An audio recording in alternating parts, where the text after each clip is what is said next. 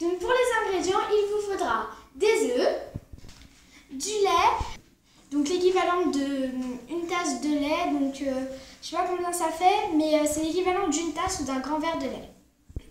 Un paquet de crème fraîche, donc ici c'est cette marque-là, elle est vive, mais vous prenez celle que vous voulez. Environ 250 g de farine. Si vous n'avez ni balance ni verre mesureur comme j'utilise moi, c'est l'équivalent de 2 verres de farine. Alors une cuillère à café de levure chimique et l'équivalent de 2 pincées de sel. Au niveau du matériel, il vous faudra un fouet, un grand bol, un saladier ou un récipient pas trop petit. Et une poêle, donc c'est pas obligé que ce soit une poêle à crêpes, parce que les poêles à pancakes ça n'existe pas, mais c'est mieux. Il faut qu'elle soit beurrée ou huilée au préalable. On va commencer.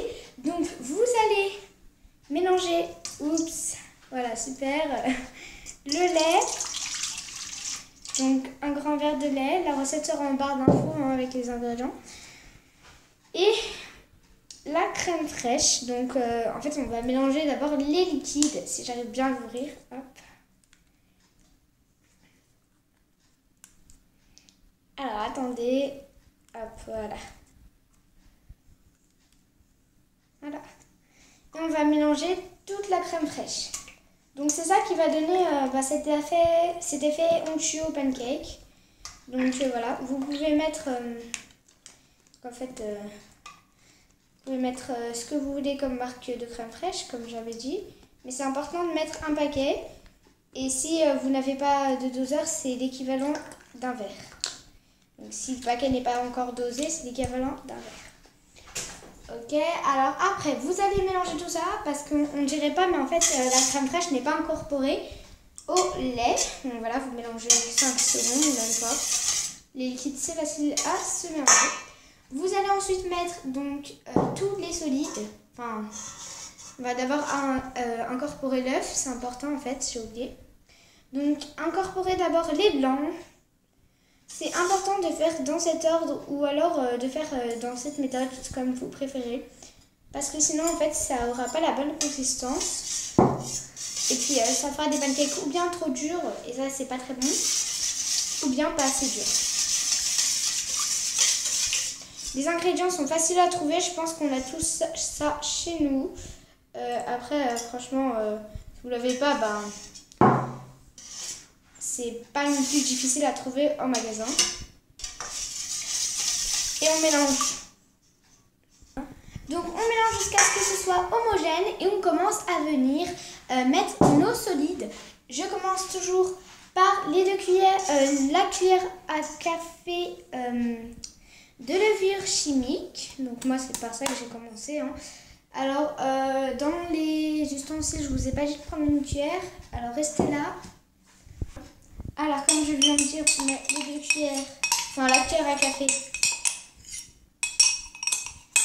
de levure chimique. Moi la mienne a collé au verre, c'est pour ça que je suis en train de me battre avec le contenant et je mélange. Voilà, pas besoin d'en faire tout un plat.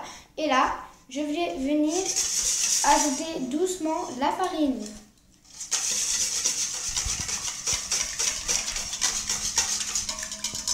Alors, faites-le doucement, faites pas tout d'un coup, sinon il y aura des grumeaux et ça va être n'importe quoi.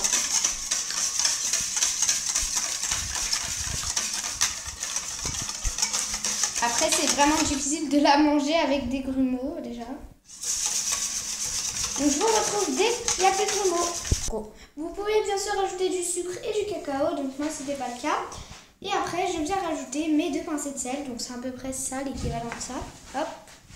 Et je mélange encore une fois. Les pancakes, c'est une recette américaine. Donc voilà, c'est des crêpes américaines qu'on peut manger au déjeuner ou au petit déjeuner. Je vous conseille pas le soir, ça donne un gros boost et vous n'allez pas dormir. Donc on passe à la cuisson. Je suis désolée si vous voyez pas grand chose, c'est la luminosité. Voilà, j'essaie d'arranger ça. Bon, c'est un peu mieux. Alors je vous conseille, donc restez là, de mettre la poêle donc sur le gaz, c'est mieux. Et à côté, donc de placer une assiette pour verser les pancakes dedans. C'est parti.